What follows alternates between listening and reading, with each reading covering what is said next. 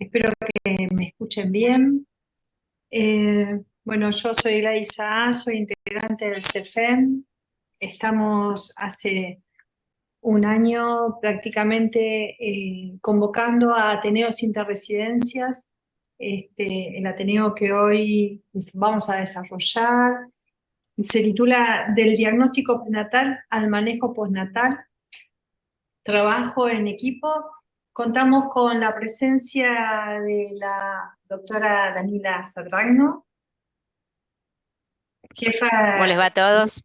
jefa de unidad del Servicio de Neonatología del Hospital Ricardo Gutiérrez. Muchas gracias, Daniela, por tu participación. No, gracias por la invitación. Marce Miniti, Marcela Miniti, que es médica obstetra especialista en medicina fetal, miembro de la sección de medicina materno-fetal del Hospital Fernández. Marce, gracias. Hola, ¿qué tal a todos y todas? Gracias por la invitación. Genia total, Merce. Qué total. Y Todas. Daniela, y Daniela Román es residente de segundo año de neonatología del Hospital Fernández. Bueno, gracias Dani por la presentación. Hola, Saludamos. buenas tardes. Buenas tardes. Así que bueno, vamos a hacer el desarrollo del Ateneo, tiene como objetivo presentar casos clínicos, en este caso son tres, y un poco usar esto como un disparador para que podamos dialogar con todos los que estamos conectados. Serán muy bienvenidas las preguntas por el chat, y un poco la idea es sentirse cómodos, disfrutar la presentación y por ahí soltar un poco la imaginación y por ahí colocarse uno en esta situación de trabajo en equipo. Bueno, muchas gracias a todos por la participación y bueno, y la escuchamos a Dani con la presentación. Perfecto. Ahí voy a compartir pantalla. Me avisan si ustedes lo pueden ver. Se ve Sí, perfecto. sí, sí. Perfecto. Bueno, buenas tardes a todos. Yo soy Daniela Román. El día de hoy vamos a dialogar un poco, como comentaba Gladys, sobre la malformación congénita de la vía aérea, del diagnóstico prenatal al manejo postnatal, un trabajo en equipo. Vamos a presentar tres casos clínicos que se dieron en nuestro servicio y lo llamativo de los mismos son tanto la diferencia en su presentación como el seguimiento y la evolución que tuvieron posteriormente estos pacientes. El primer caso es EO. Esta es una bebita, hija de una madre con antecedentes maternos de 25 años. Ellas son originarias de Posadas, de Misiones. Es la primera gesta de esta madre. Tenía una funda el 17 de abril con serologías negativas, estreptococo negativo, un embarazo bastante controlado y que como intercurrencia estuvo una ITU tratada con cefalexina. Dentro de los estudios que llevaba esta madre, ella se hace el hallazgo de la patología durante un scan fetal. En la semana 20 tenía esta MAC macroquística izquierda bastante importante con un desplazamiento mediastinal. Cuando se hace el hallazgo, ella acude hacia Cava y se interna el 12 de octubre con 25 de semanas en el Hospital Italiano de Buenos Aires, porque se observaba en la ecografía un CBR, que es un índice que posterior lo va a explicar Marce, de 4.3. Así que el bebé tenía alto riesgo de hidrops fetal y en ese entonces, bajo una guía ecográfica, se le coloca un shunt tóraco amniótico. Previamente se había realizado maduración pulmonar fetal.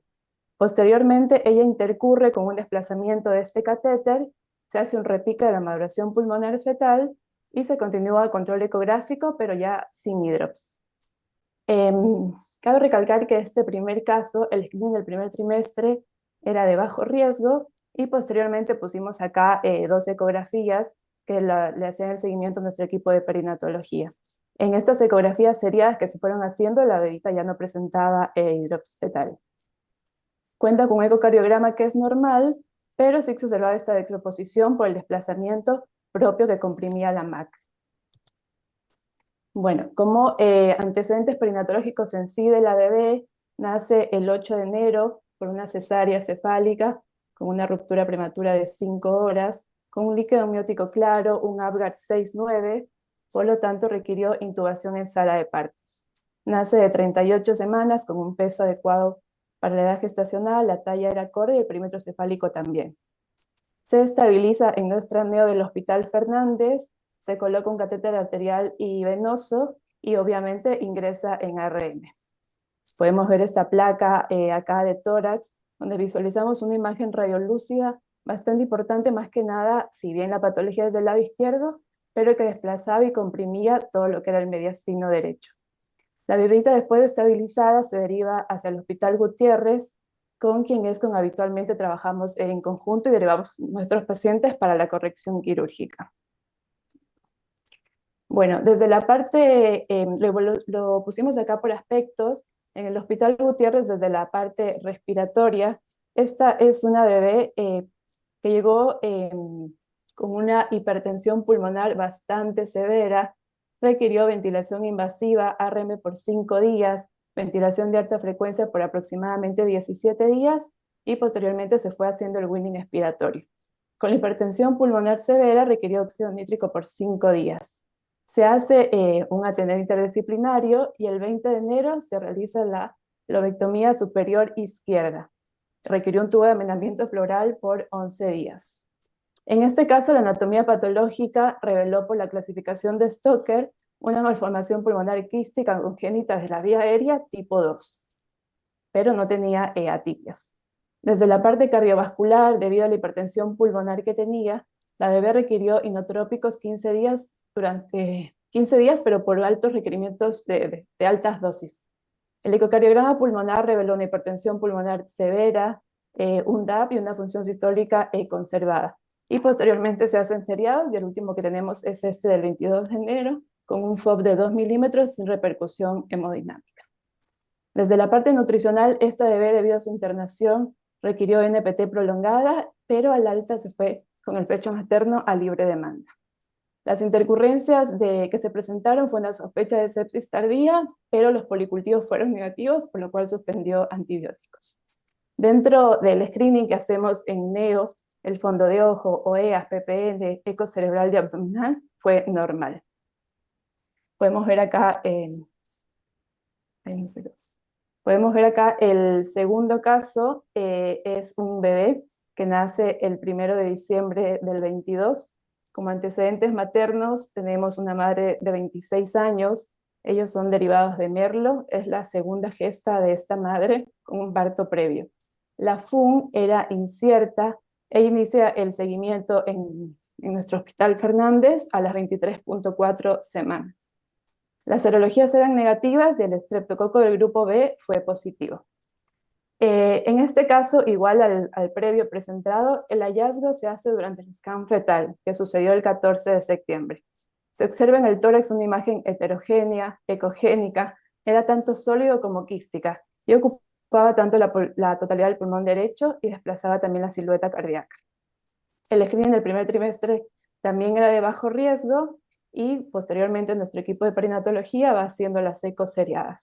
En este caso también tenía índices que eran de bajo riesgo de hidrops y se observaba la MAC sin desplazamiento en sí. Cuenta con un ecocardiograma fetal que era normal.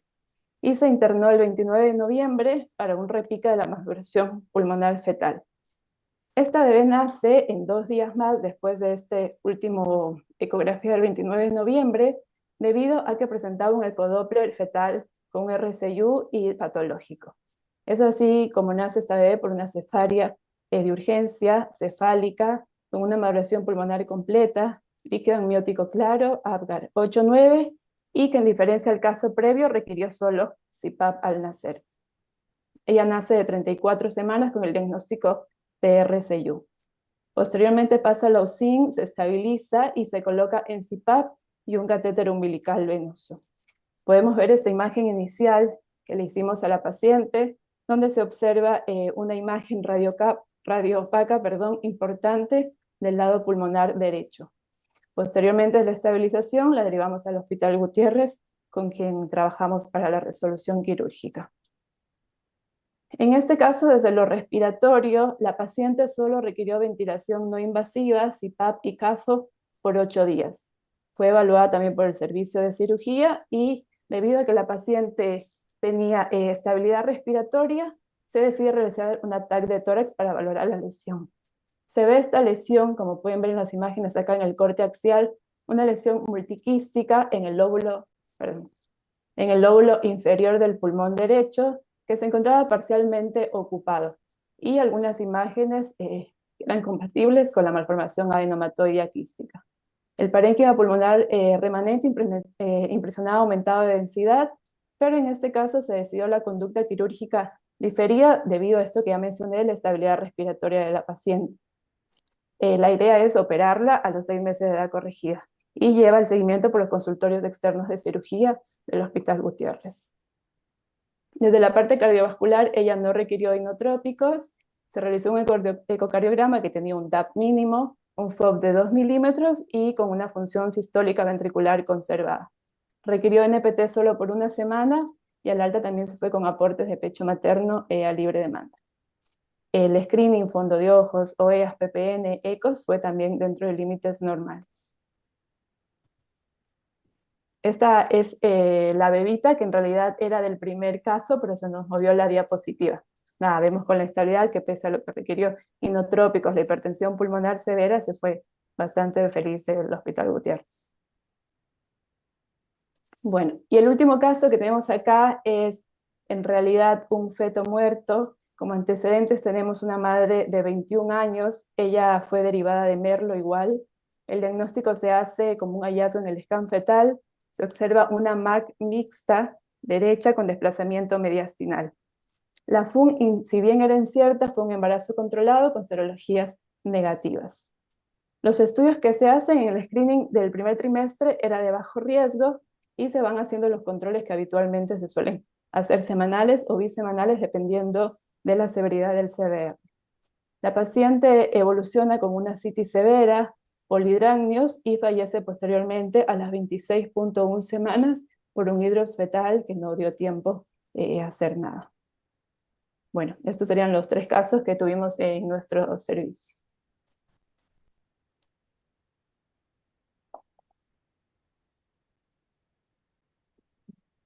¿Puedes dejar de compartir, Dani? Muchas gracias. Sí, Gracias, perfecto. Daniela. Muy buena la presentación. Bueno, un poco la idea era compartirlas.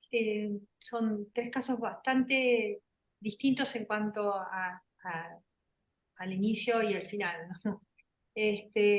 No sé, Marce, si podemos empezar un poco con lo que planteó Daniela relacionado con el índice, que me parece que es bastante orientador. Si te parece, Marce, lo desarrollás. Sí, sí, Dani, compartí la Dale, presentación, así yo les muestro. Bueno, yo soy compartimos por aquí. obstetra, como habrán escuchado en el comienzo de la presentación, así que para mí es un placer estar acá rodeados de neonatólogos, porque sin ustedes la verdad que nuestro trabajo no sirve para nada.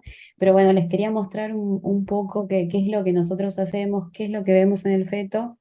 Espero que, bueno, voy a tratar de explicárselos de la mejor manera, porque probablemente o quizás no estén tan acostumbrados a ver imágenes ecográficas, pero me gustaría que puedan llegar a entenderlo para saber qué es lo que hacemos y qué significa todo esto del CBR y demás. Bueno, ahí en pantalla en principio están viendo la imagen ecográfica este es de el segundo caso, que era una imagen más sólida, que Daniela lo dijo como una MAC, una malformación adenomatoidea quística, como antiguamente se llamaba, y que actualmente la verdad que lo nombramos así porque resulta más familiar. Es una MAC sólida y tenía algunas áreas quísticas que después se vieron muy bien ahí en la tomografía que mostramos.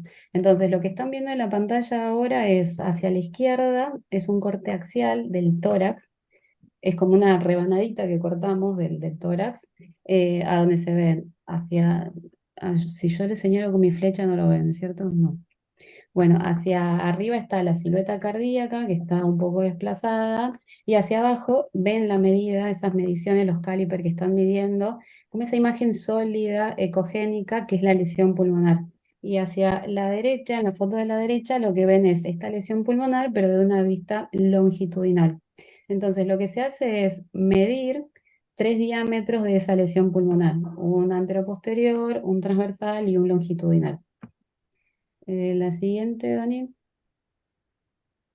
Bueno, esta es la misma paciente que lo que les quería mostrar que era interesante es esto es un corte entonces longitudinal donde se ve toda la masa sólida en el pulmón y abajo en la base del pulmón, en el lóbulo inferior del pulmón, se ven esas áreas de pequeños quistes, que después si quieren volvemos a ver la tomografía, pero es exactamente igual.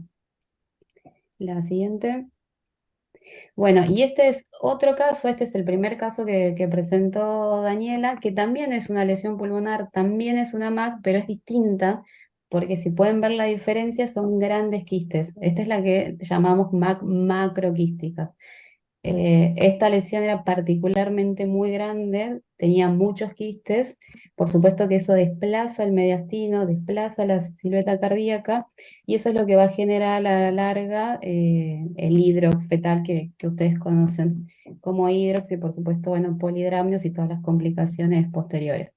Entonces a la izquierda también se ve un corte axial también, bueno, la silueta cardíaca totalmente desplazada y hacia la foto de la derecha es un corte también longitudinal. Entonces hacemos las mediciones, la siguiente. Bueno, y este es el famoso CBR que si han tenido la oportunidad de leer un estudio ecográfico o de tener alguna paciente con una lesión pulmonar, tal vez hayan oído hablar de esto del CBR. Bueno, el CBR ¿qué es? Es un indicador ecográfico, es un ratio, es un volumen de ratio que se hace con las medidas de la lesión pulmonar dividido sobre una constante que es el perímetro cefálico. Entonces, como ven en la fotito de la izquierda y como les mostré en la ecografía, se mide la lesión en sus 3 diámetros, longitudinal, transversal y anteroposterior. Se calcula el volumen, eso se divide por la circunferencia del perímetro cefálico del feto, siempre ajustado por la edad gestacional y nos da un valor. Lo que ese valor indica es, si este valor es mayor a 1,6, nos indica que la probabilidad de que ese feto desarrolle hidrops es muy alta. Por lo tanto, a ese feto es el que vamos a tener que prestarle más atención y el que necesitará más controles. Cuando el CBR es menor a 1,6, se supone que el riesgo es bajo y la realidad es que la gran mayoría de estas lesiones pulmonares se mantienen estables y van retrogradando a lo largo del embarazo y de hecho cuando los bebés nacen quizás ni siquiera tienen la lesión pulmonar, es decir, se resuelven solas o no causan problemas. La minoría, el 10%, son las que pueden causar hidrops y o la muerte fetal o poder tener problemas posteriores o requerir cirugía como le mostramos en los casos de estas dos pacientes. La primera que requirió una lobectomía en la etapa neonatal y la segunda paciente que va a requerir un tratamiento quirúrgico, pero en sus 6 meses de vida. Entonces, esto es lo que nos orienta a los obstetras a saber qué feto tiene más riesgo o no y cuántas veces lo vamos a controlar. Si una vez por semana, 2 veces por semana o 3 veces por semana. Lo que dice ahí de perinatoreye.com es una página de internet que cualquiera puede entrar, nosotros como obstetras lo usamos un montón. Directamente uno entra a esa página, busca CBR, pone los datos de su paciente y el cálculo se hace fácil y solo. ¿Sí? Bueno, eso no sé si alguien tiene alguna pregunta para no Eh, darles de más. una de las preguntas, no sé si podés sacar la presentación, Dani, ¿puede ser? Gracias. Perfecto.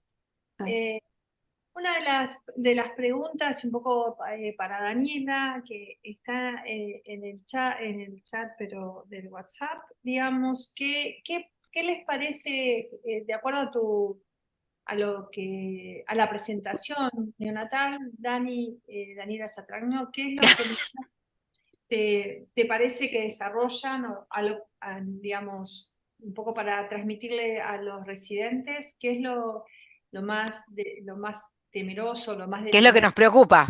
claro, qué es lo que les preocupa a ustedes, que lo van a recepcionar después de todo el diagnóstico prenatal? Eh, en realidad, digamos, como todo niño que tiene algún grado de compromiso pulmonar al nacer, y la realidad es que lo que dice Marce bueno, si tiene un índice por arriba de 1,6, ojo, va a tener hidrops y ese chico obviamente va a tener como mucho más mirada, seguimiento. Así todo, cuando uno lee lo que encuentra, más allá del hidrops en sí, es que es difícil predecir el comportamiento postnatal. Obviamente que si yo voy a recibir, el chico no respondió a lo que le hicimos intraútero y voy a recibir un hidrops, voy a recibir un chico grave, gravísimo.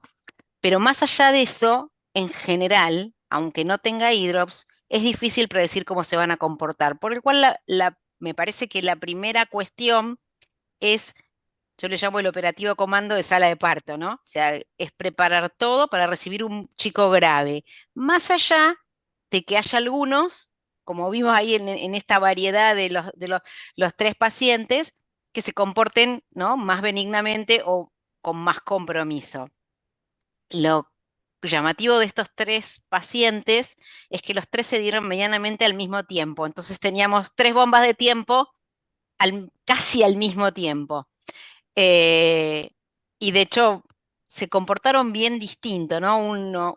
Bueno, uno falleció intraútero, no, el hidrops no dio tiempo, era un paciente indudablemente muy grave, y los otros 2 se comportaron bien distinto, ¿no? La primera bebita que tenía el quiste grande, que se le puso el shunt, que el shunt se le salió o el feto se lo sacó, bueno, esas cosas que ocurren intraútero, pero que ya había cedido el hidrops, ¿no? Corregime, Marcela, si voy bien con eso.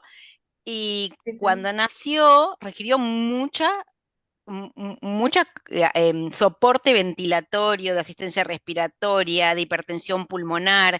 Fue una nena gravísima hasta que, bueno, como toda hipertensión pulmonar que uno va tratando de manejar, en algún momento pudimos pasar ese periodo más grave y ahí recién la discutimos para tratar de ponerla en quirófano, que no fue fácil la decisión porque costó un montón.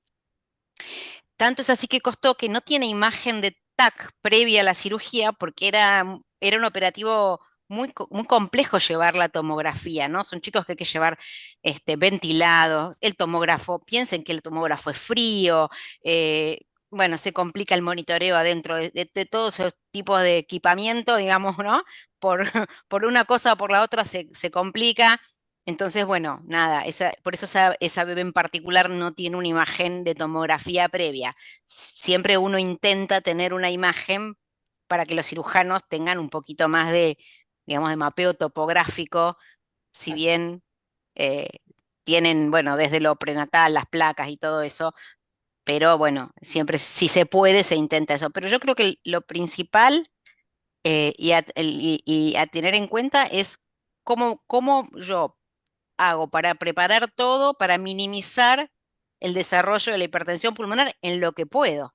Después lo que es del chico no lo voy a poder minimizar, pero en lo que puedo, ¿no? Tratar de mantener todo lo más, digamos, llevadero posible en el sentido de cuidado global, ¿no? Y sobre todo si uno se lo tiene que llevar, nuestros hospitales son muy locos en el sentido de que uno los tiene que nacer en un lado, trasladar al otro, chicos graves. Entonces, realmente todo lo que uno puede anticipar en esa recepción, en la estabilización inicial y en el ponerse de acuerdo, muchas de estas cosas nosotros las discutimos mucho, que le hacemos, que no le hacemos, cuando le hacemos, porque como va a tener que moverse de un lugar al otro, uno trata de anticipar ese fenómeno difícil al nacimiento, ¿no? No es lo mismo el que tiene eh, un lugar donde el chico nace y se asiste, pero en nuestro país sabemos que eso es la menos de las veces. En general, los pediátricos estamos por un lado, los maternidades están por el otro, y bueno, entonces yo creo que eso, ¿no? Me parece que lo más importante es tratar de trabajar en equipo, ponerse de acuerdo con lo que uno va a hacer y tratar de armar todo para que la hipertensión pulmonar no te traicione de inicio, aunque después se va a ver las cosas propias del bebé. Gracias, Daniela, clarísimo. Acá hay 2 preguntitas, me parece que es para todas, pero para Marcela en particular. El uso de corticoides prenatal, que está publicado, ¿no? Sí. opinión te merece? Y también Anita Estebanel pregunta si es pasible de éxito el primer paciente que presentamos. Las preguntas muy Sí, interesantes. en cuanto a los corticoides, la realidad es que los usamos para esta patología en particular, para las lesiones pulmonares, lo usamos bastante, se usa. Hay unas publicaciones, lo que avala la bibliografía en realidad quedó un poco viejo, pero no hay nada nuevo que lo haya rebatido, entonces la verdad que lo seguimos usando. Los primeros artículos son del 2010, cuando aparece un grupo que junta a un par de pacientes con lesiones pulmonares que estaban muy graves, eran fetos todos que tenían hidrops, entonces la idea era ponerles corticoides a esos bebés para hacerlos nacer. O sea, en realidad todo empezó así. Bueno, le pongo corticoides, maduración pulmonar y saco estos bebés. Y cuando los iban a controlar a las 48 horas, veían que el hidrops iba revirtiendo o que la lesión pulmonar se achicaba. Entonces ahí empezaron a pensar que los corticoides podían tener algún efecto en la regresión de la lesión pulmonar o incluso en la regresión del hidrops. A partir de ahí, del 2000, dije 2010, perdón, es mucho anterior, mucho más viejo todavía del 2002. A partir del 2002 es que todos usamos corticoides. Lo cierto es que no se sabe mucho si realmente hace que regrese la lesión pulmonar, pero tampoco le hace daño. Son fetos generalmente que se diagnostican en el scan fetal o a partir de la semana 22, menores a 34 semanas, es decir, en una ventana de edad gestacional que los corticoides no harían daño. Por lo tanto, hacer un ciclo de maduración pulmonar no está mal y a veces es cierto que regresa la lesión. No, no todas las veces, pero bueno, sirve, no hace daño, entonces lo seguimos haciendo. Esa es la Sí. finalidad de intentar un primer ciclo de corticoides cuando se diagnostica una lesión pulmonar en un feto. Si quieren, después yo les paso por el chat del CEFEN, hay una última revisión 2022 que está completa, desde lo Ujú. prenatal hasta lo postnatal, obviamente es global, pero está muy bien y vuelve a decir lo de los corticoides, porque bueno, como dice Marcela, es la evidencia que hay y nadie, digamos, dijo lo contrario, así Nadie dijo que, lo contrario. Sí. claro, así que bueno, nada, está descrito como un efecto favorable dentro de una patología grave. Tal cual, yo creo que sobre todo no hace daño y al no hacer daño se pueden utilizar.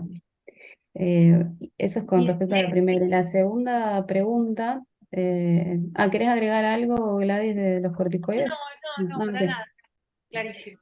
Bien, no, Y el éxito como procedimiento en sí. el primer paciente, no, ¿qué opinión? Eh, a ver, es súper interesante el tema del exit. Es un procedimiento complejo que lo reservamos para algunas patologías muy particulares. No se puede hacer en cualquier lugar, no lo puede hacer cualquier equipo. Tienen que estar todos muy entrenados, desde el obstetra, el anestesiólogo, porque se hace un tipo de anestesia especial y por supuesto todo el equipo de neo que va a recibir al bebé. Se deja para patologías, yo creo, muy graves que realmente obstruyan la vía aérea, lo cual haga pensar que el feto o el recién nacido va a necesitar una intubación inmediata en el momento del parto de la cesárea. O sea, es para proteger la vía aérea más que nada. La verdad que no está descrito en sí para las lesiones pulmonares. No, no solemos hacerlo para las lesiones pulmonares porque no suelen ser tan graves como para comprometer la vía aérea. Si bien la primera paciente, por eso digo que es muy interesante que lo charlemos, la primera paciente tenía una lesión bastante severa que desviaba el mediastino y demás. Yo creo que en algún momento en alguno de los Ateneos se nombró, pero sí estaban todos muy preocupados y atentos al manejo de la vía aérea cuando ese bebé nació. Eh, Hay no dos sé, cosas. diga. Una es lo que dice Marce, que digamos, uno no estrictamente para una cosa pulmonar no estaría indicado si a lo mejor comprometiera esa masa, la vía aérea, digamos, la tráquea o un bronquiofuente, a lo mejor ahí uno podría plantearse algo. Y la otra cosa que uno tiene que pensar es que por más éxito y conectado a la placenta que esté, trabajar sobre un pulmón en una cirugía antes, digamos, que después tiene que hacer su transición, me parece que es como muy complejo, porque esto no es, uy, le arreglo algo en la vía aérea superior, le arreglo, le tengo que sacar usualmente un lóbulo. digamos, hay sementestomías, depende lo que comprometa, pero en general, digamos, compromete usualmente el lóbulo, entonces ir a sacar un lóbulo antes de que ocurra la transición al nacimiento. Ahora, si ven, si después ven este review que yo les decía que les voy a compartir, lo nombra así como al pasar, pero lo nombra como en esta circunstancia, ¿no? Como que, bueno, si no tenés realmente otra cosa y estás muy comprometido, a lo mejor podría, pero me parece que, y menos desde nuestras estructuras, que es difícil organizar un exit. Totalmente. Y ahora, a mí me parece interesante, mirando el auditorio, hacer la pregunta, digamos, preguntarle a ustedes dos, cuando uno enfrenta el diagnóstico prenatal y tiene que preparar una familia para una cosa tan compleja, digamos, ¿qué conceptos se desarrollan, ¿no? Porque así como vos decías, Marcela, que hay un porcentaje muy alto que puede resolver, digamos, cómo maneja uno la angustia y la incertidumbre de la familia, y por otro lado plantea la conexión, como nosotros hacemos con Daniela, para tener un lugar con la gran posibilidad que haya que internarlo. Dentro de todos los conceptos también esté la gravedad como posibilidad, ¿no?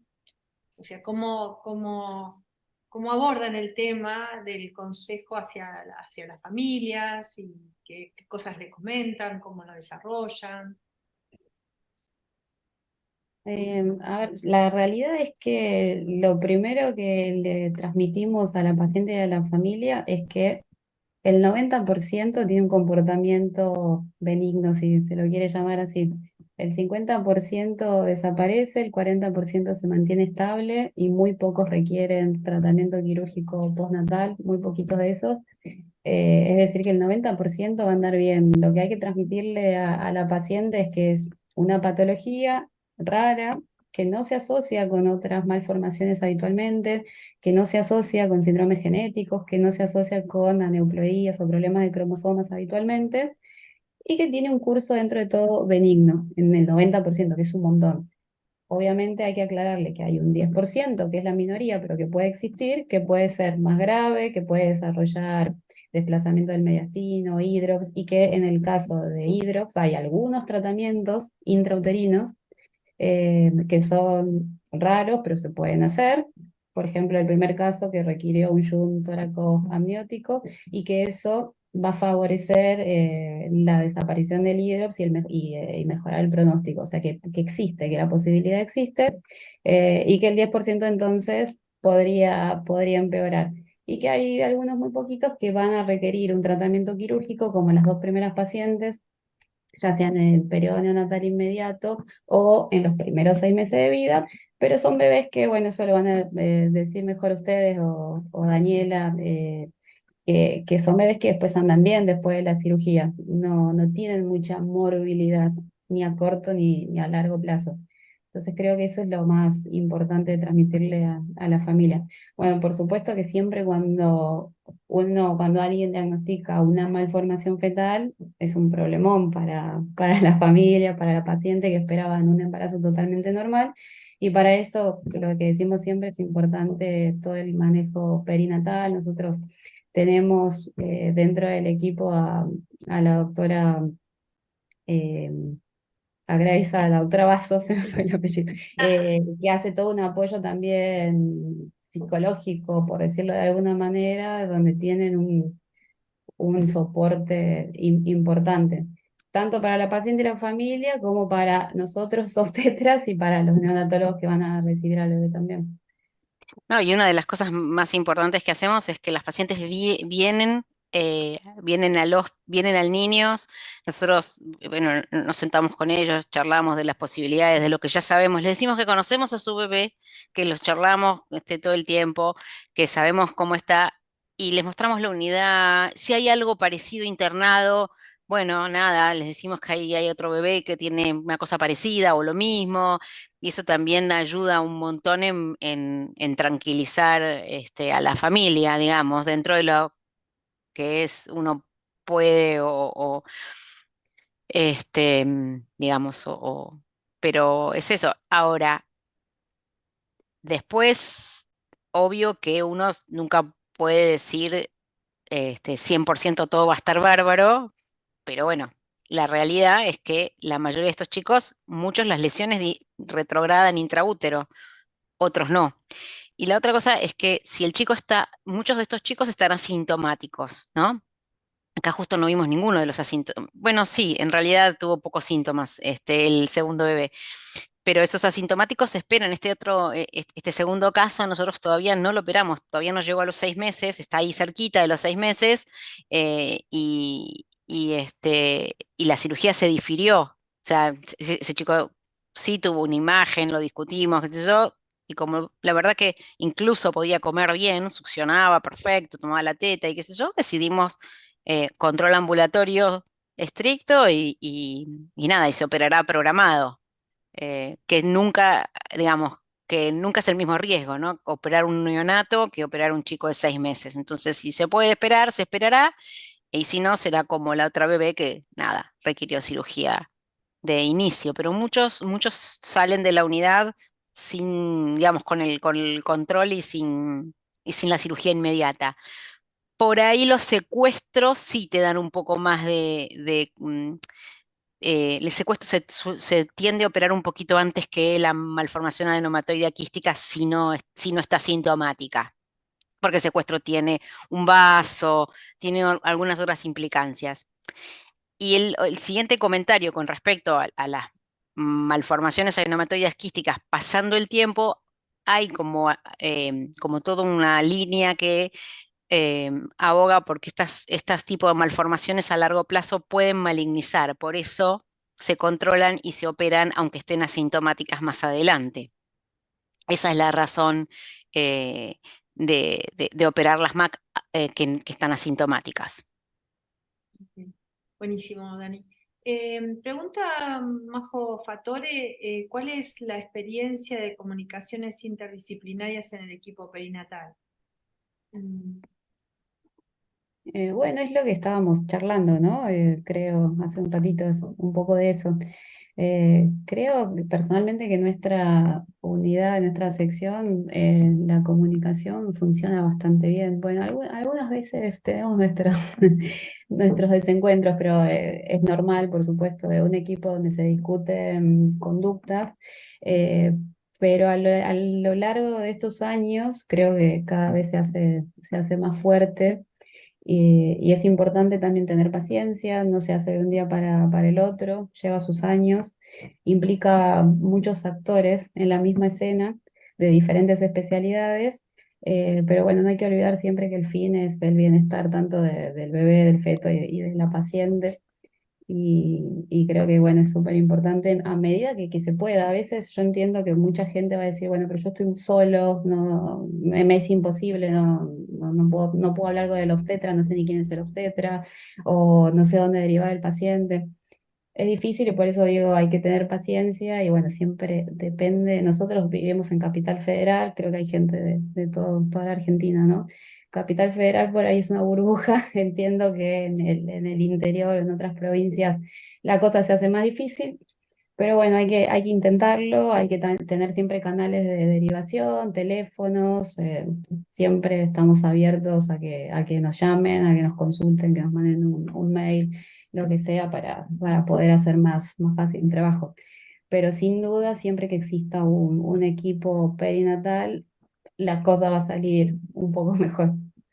claro. Un poco eso. Sí, sí. Yo agrego que claramente el desarrollo del grupo perinatal, que como vos decís, Marcela, fue un desarrollo de muchísimos años, que ahora es una sección recién inaugurada en nuestro hospital, después de una construcción de muchos años, eh, es el desafío de la posibilidad de disminuir la mortalidad y en eso, digamos, todo lo que eso implique va a estar siempre bien recibido, ¿no? Esto es una construcción, no sé, como vos decís, no se hace de un momento al otro y es seguir andando, ¿no? Que creo que ese es el desafío.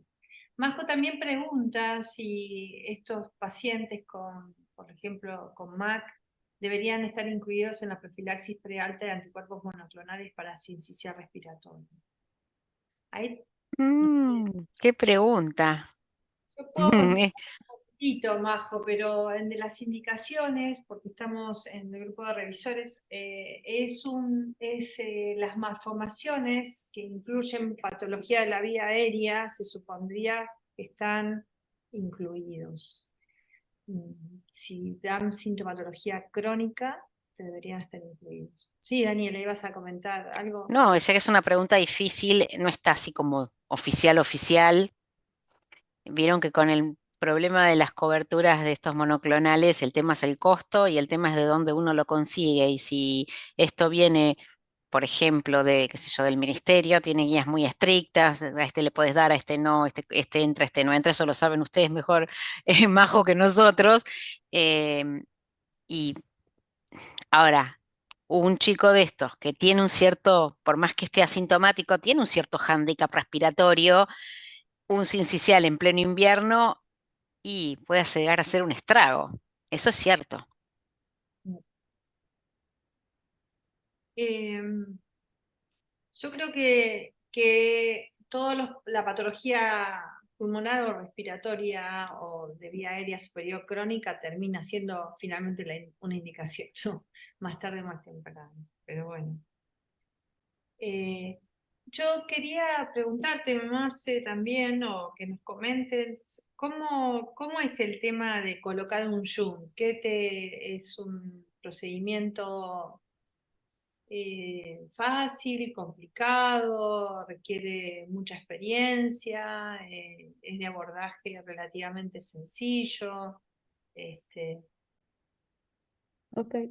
A ver, en primer lugar, el yun pleuroamniótico se reserva para algunos casos determinados, no se hacen todas las lesiones pulmonares. Estos casos determinados son lesiones macroquísticas, como en la primera paciente, no sé si se acuerdan también la foto donde se veían unos quistes muy grandes, y que además de tener esos macroquistes, tengan desplazamiento mediastinal y tengan hidrops.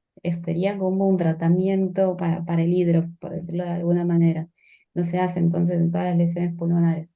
Eh, es un tratamiento relativamente sencillo, lo diría, no lo puede hacer cualquiera, por supuesto que necesita de un centro de complejidad y con gente que ya lo haya hecho, o sea, que tenga experiencia, pero relativamente se hace fácil, se hace de hecho con anestesia local de la mamá, con una aguja fina, donde se inserta el catéter, se pincha el pulmón perdón, el tórax, se entra el quiste y es un catéter que se llama pigtail o cola de chancho, que tiene dos extremos.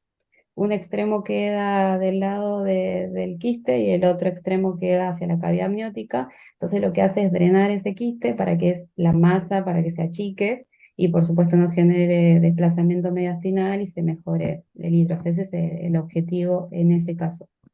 Está bien descrito para las lesiones pulmonares macroquísticas. Por supuesto no sirve para el resto, las que son sólidas, no sirve para los secuestros pulmonares. Es raro porque la lesión en sí es rara, es poco frecuente que aparezca un bebé con estas características. Y complicaciones tienen muy pocas, en realidad las complicaciones descritas como rotura prematura de membranas o infección amniótica es muy bajito, así que es seguro. Por supuesto, en manos de alguien que sepa lo que está haciendo, el procedimiento es seguro.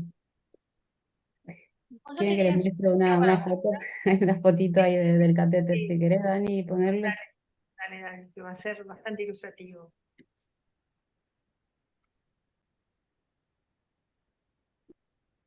Ahí está. Bueno, ese es el catéter que se llama cola de chancho o pigtail, que tiene estos dos extremos.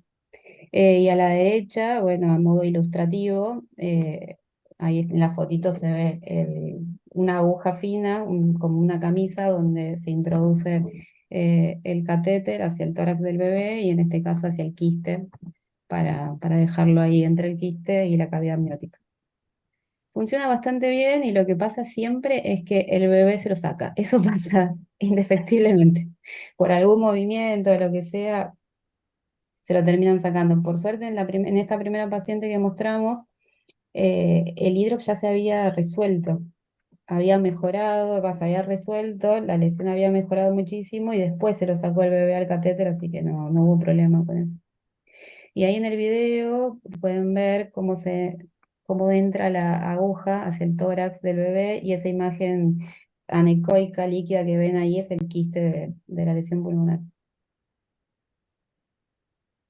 Lo que está más ecogénico es el catéter que está introduciéndose.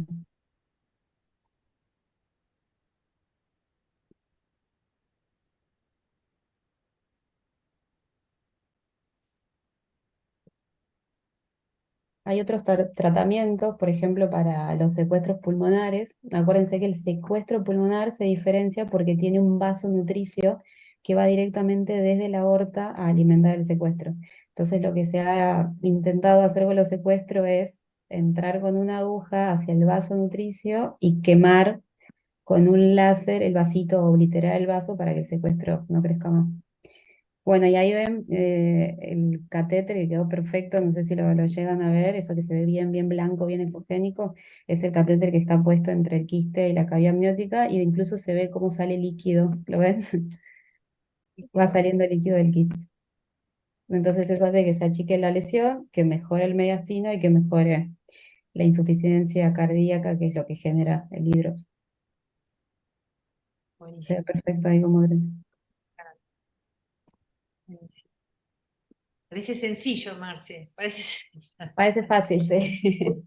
A veces, si el feto ayuda, como siempre, si el feto está bien puesto, la verdad que es sencillo. Se pone anestesia también, le ponemos pancurionio y fentanilo para que el bebé se quede quieto y para que no le duela, y después se hace la punción. Anita Estebanel pregunta si existe actualmente dentro del programa de residencia neonatal la rotación por medicina fetal. Nosotros podemos contestar que sí. Digamos. Para nuestra residencia, sí, Para no sé nuestra cómo residencia. se manejan las otras. Sí. Y un poco en el programa, no sé, Dani, si querés comentar algo, un poco es la idea, Daniela Satraño, qué opinión te merece, si tiene que tener un espacio en la formación de un neonatólogo, este Yo creo, trabajo. yo creo que es re importante. O sea, los neonatólogos no somos solo lo que ocurre del nacimiento en adelante y la terapia intensiva. Vamos a hacer un montón de cosas si uno puede anticiparse. Y aparte, yo creo que uno entiende mejor el paciente, ¿no? Si lo puede ver desde distintos aspectos, uno lo entiende mejor y puede tomar mejores decisiones. Para mí es fundamental. Yo creo que es un pilar de la formación. Yo creo que uno tiene que ser un buen perinatólogo, ¿no? Además de un buen intensivista. Más allá de que después te toque como a mí trabajar eh, más en el intensivismo, pero digo, me parece que es re importante, ¿no? Y es como un pilar en la formación. Sí, y yo agregaría un poco deficitario, digamos, en el sentido que recién ahora se toma un poco más de cuerpo y tiene lugares como el hospital, que uno puede transitar lo que decía Marcela y Daniela Satraño, esto del intercambio fluido de criterios, decisiones, momentos. Ahí preguntaban si hay una red de derivación. No sé, Marce, si querés contar todo el trabajo que tiene el grupo perinatal del Hospital Fernández, del cual formamos parte todos los que ven ustedes en este momento como anfitriones, tiene un trabajo un poco a distancia, y no sé si querés contar los números o algo por el estilo, Marcio, o lo que te parezca significativo relacionado a eso, ¿no? La comunicación Eh, con el Sí, interior. igual mira, entiendo la pregunta que lo que quieren preguntar es si el bebé se puede derivar como recién nacido. No dentro de la panza de la mamá, no la Perdón, embarazada. entendí. Hay una Está red de bien. derivación cuando el diagnóstico se hace, pero el paciente nace fuera de cava y no se deriva en panza. Tenés razón. Bueno, Ya si está fuera de la panza, no es mío. Ya no es- no, tenés razón, tenés razón. Dani, entonces, Lo que pasa es que cada vez que uno sabe que o sea, convengamos que hoy por hoy son pocos las veces que uno realmente no sabe que una malformación van a hacer. En general uno algo tiene. El problema es cuando nadie se hace cargo de esa malformación y la señora llega a parir y después tenés la papa caliente que decís a dónde la mando.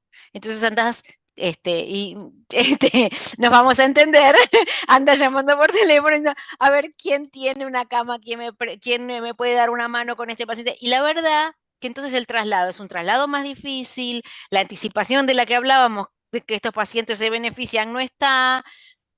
Entonces me parece que es importante empezar a trabajar con los obstetras más allá de que uno tenga o no la complejidad necesaria. Pero si uno trabaja en conjunto y se pone de acuerdo, y la otra cosa importante es que muchas veces por ahí algo se discutió, pero no se discutió con el centro que lo va a recibir. Entonces el centro que lo va a recibir puede decir, no, mira, a mí la verdad que me hubiera gustado que me le pusieran, no sé, una batita color amarilla. Digo, eh, y por ahí tiene su razón, que el centro que lo recibe quiere la batita color amarilla, o no, pero es importante porque entonces el centro que lo recibe está como más preparado, ¿no? Bueno, ya lo charlamos, si van a hacer, quedamos que va, y aunque esté a distancia, medianamente uno algo fue pactando, porque después pasa también que algunas veces los papás vienen con una información, a mí me dijeron que se va a operar. Y vos le decís, bueno, vamos a ver si se opera, por ahí se opera más adelante, pero a mí me dijeron que venía acá para operarse. No, eso es re común. Digo, eso por ahí es lo importante, ¿no? Digo, más allá de después uno, obvio que si el chico nace y nadie sabía, uno hace lo mejor que puede, pero yo creo que se pueden hacer cosas mejores y aún con menos complejidad. Si uno tiene ganas de hablar con el otro, de ver, de anticipar, porque si vos ya sabes que tenés, no sé, lo que fuera, una malformación pulmonar o cualquier otra, no importa, si vos ya sabes que lo tenés y sabes qué van a hacer, digo, por ahí está bueno hablar con el otro, a ver si el otro, porque a lo mejor el otro lo recibe con mucha más fluidez y mucho más, porque ya en su cronograma más o menos tiene una idea de lo que hay dando vuelta y lo que, entonces me parece, o incluso, por ejemplo, lo que nos pasa en la ciudad, que nosotros si sabemos que vamos a tener pacientes más complejos, por ejemplo, lo que viene por la guardia y es menor de un mes y uno le pide a la maternidad de bajo riesgo, ¿podés aceptarme este bronquiolito de 15 días? Vamos a poner el ejemplo típico del invierno. Eh, Porque entonces eso te libera la cama y ya sabes que, digamos, que la tenés para ese que van a hacer esta semana o la que viene. No sé, pequeñas cosas que por ahí ayudan. Sí, hay un comentario de Constanza Sotoconti que, bueno, que estamos todos de acuerdo. Lo leo porque es clave que en equipo transmitan el informe a las familias, incluyendo al servicio de salud mental, de paliativos, etcétera.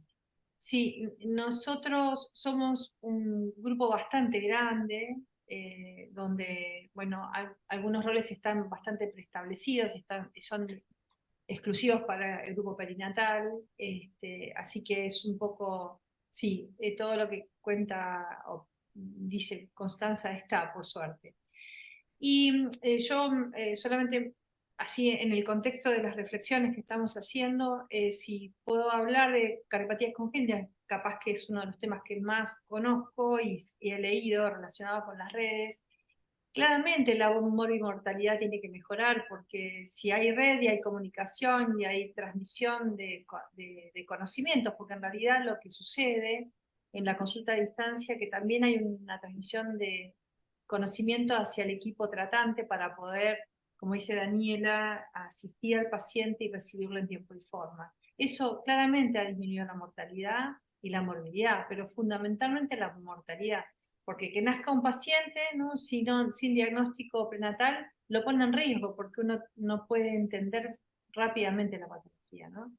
Así que seguramente nuestra apuesta en este Ateneo es también poder estimular porque esto es concentrándose en un objetivo y tener un fin en común, que es poder asistir a los pacientes y darle el espacio de tratamiento adecuado, como dice Daniela, poder prepararse para, ¿no? Que no solamente el que recepciona al paciente, sino a toda la familia, que es difícil de acomodar cuando el diagnóstico no se tiene. Yo, si bien lo dijeron al pasar, igual lo quiero, digamos, como volver a decir. ¿Es necesario un estudio genético cromosómico en esta patología? Quiero que por ahí volver a decirlo porque es algo que se escucha a veces relacionado con esta patología. ¿Contesto yo? Bueno, Dale, Marce, yo me sumo después, dale. me apoyas. En realidad, como les decía, no es una patología que se asocie con aneuploidías o con problemas de cromosomas, ni con ningún síndrome génico. Por lo tanto, no es una indicación prenatal hacer un cariotipo prenatal. Por supuesto, si después cuando el recién nacido nace y tiene en su fenotipo alguna otra malformación o algo en conjunto que no hayamos podido diagnosticar en el prenatal o no se haya diagnosticado, puede sumar puntos para un estudio genético, pero si es una malformación aislada pulmonar, no requiere de un estudio genético. No, es cierto, no. Después puede haber, digamos, llamémosle protocolos de cada lugar, ¿no? Genética de Ujú. mi hospital en general a toda malformación mayor le pide un cariotipo, sabiendo que en esto no tiene mayor importancia. Yo creo que es porque el recurso lo tienen y bueno, lo piden, pero la realidad es que estricto no es, digamos, no es una malformación de las que se asocian a alteraciones en el cariotipo. Muy bien. Ni esta, ni el secuestro, ni el quiste broncogénico, ninguna de estas pulmonares, ¿no? Tal cual. Con respecto había como una especie de protocolo de uso habitual relacionado con estas malformaciones, esa idea de que había que asistirlas y ventilarlas. Como vimos en el desarrollo de los 3 pacientes, claramente algunos sí y otros no, ¿no?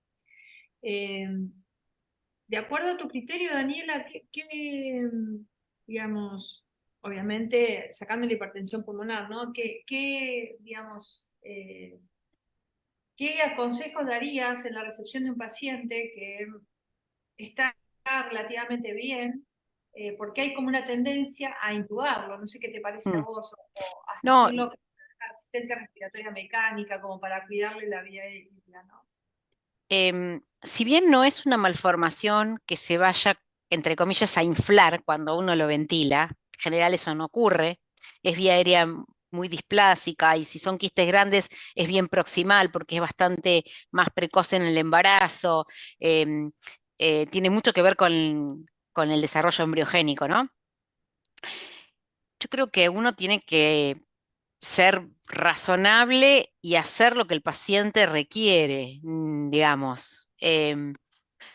Tratar de valorar qué grado de compromiso respiratorio tiene y acorde a eso hacer. De hecho, el segundo bebé se manejó con CPAP y después incluso desescaló a una cálula de alto flujo unos días después. Digo, uno depende un poco de cuánta, porque puede nacer asintomático, puede tener un diagnóstico de una malformación de estas congénitas pulmonares sin nacer asintomático. Entonces, digo, siempre que uno no se vaya a entusiasmar en el no por el no mismo, digamos, eh, y si lo tengo que ventilar, lo ventilo lo más amablemente posible para romper lo menos posible, porque piensen que le va a faltar probablemente un lóbulo después para su vida posterior, por lo cual cuanto menos lo tenga que, digamos, que ventilar agresivamente mejor. Si no, bueno, como el ejemplo de la primera que en algún momento lo pasamos a alta frecuencia, más allá de su hipertensión pulmonar, que le vino bien, digo también porque en algún punto consideramos que si no íbamos a dañar mucho el pulmón, o sea, bueno, esas pequeñas cosas, ¿no? Pero no necesariamente todo, el traje es a medida de lo que el paciente muestra, ¿no? Me parece.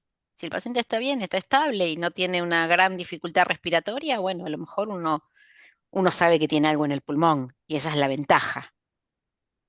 Y otra cosa que va pegado a eso es el antibiótico, ¿no? El secuestro Ah, siempre fue un tema.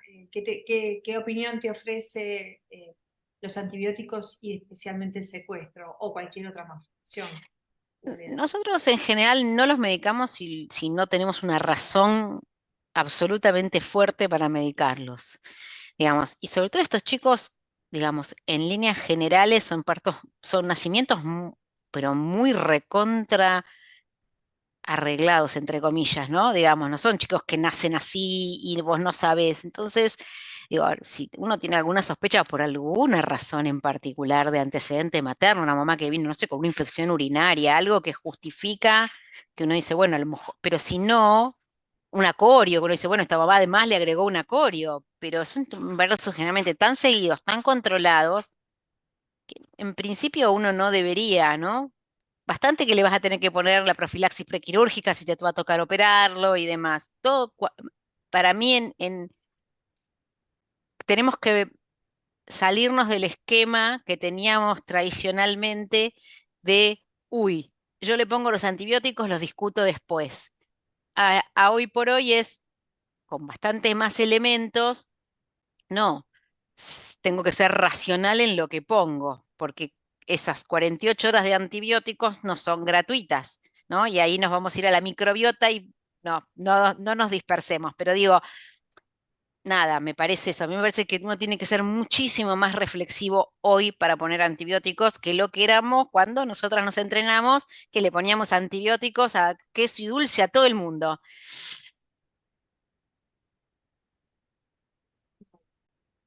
Bueno, muy bueno, la verdad, yo lo disfruté un montón. No sé si quieren comentar algo o cerrar desde cada una de sus participaciones. Muchísimas gracias por estar acá, por todo el trabajo, fue mucho trabajo lo que ven. Bien, bien de equipo, con muchos datos de un lado y del otro, armado de esa manera. No sé si quieren comentar algo, algo que tengan ganas de decir, Marce, Daniela. Creo que hicimos mucho hincapié en esto del trabajo en equipo, ¿no? En discutir, en ponerse de acuerdo, en trazar alguna estrategia que les sirva al equipo para resolver ese paciente, y después todo lo aledaño, ¿no? Que no es menor, como decíamos, el sostén de la familia, y bueno, nada, me parece que eso es lo que hace.